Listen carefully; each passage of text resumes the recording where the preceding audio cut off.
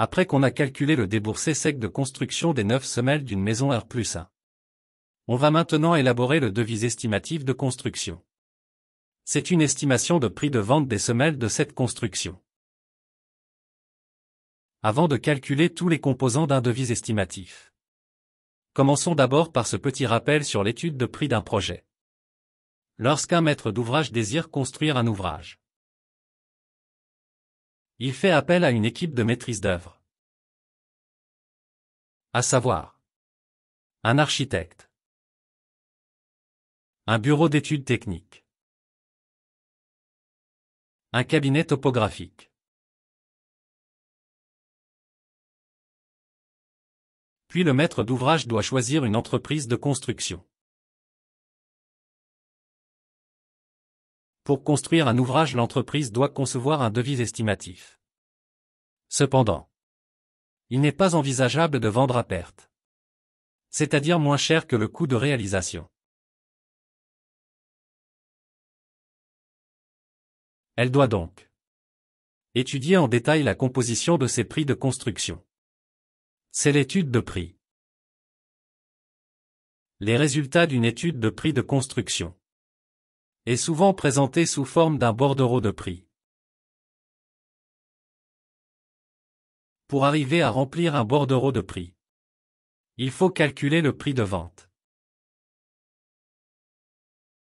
Le prix de vente comporte toutes les dépenses que l'entreprise de construction va engager, et une part supplémentaire destinée à couvrir les aléas et à dégager un bénéfice. Donc le prix de vente hors taxe égale le déboursé sec, plus les frais de chantier, plus les frais d'opération, plus les frais généraux, plus bénéfices et aléas. On a déjà vu comment calculer les déboursés secs. Ce sont les déboursés affectables aux ouvrages à construire qui prennent en compte les dépenses de main-d'œuvre, de matériaux et de matériel. Les frais de chantier concernent les dépenses affectables à un seul chantier, mais non affectables aux ouvrages de construction, comme les frais d'utilisation de grues, de centrales à béton, l'installation des bureaux de chantier, etc.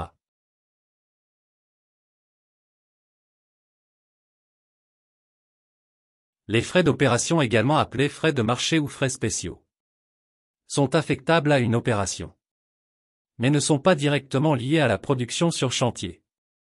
Par exemple les frais de bureau de contrôle, les frais de reproduction de plans, etc. Les frais généraux sont nécessaires au bon fonctionnement de l'entreprise, mais ne peuvent pas être affectés à une opération en particulier. En général, les frais généraux sont connus par le bilan annuel de l'entreprise. Ils sont affectés à chaque opération en proportion de l'importance de celle-ci. Par exemple, les frais de loyer et charges locatives, les salaires des employés administratifs, les frais de déplacement. Bénéfices et aléas. C'est la marge séparant le prix de revient prévisionnel du prix de vente hors taxe lors de l'établissement d'un devis.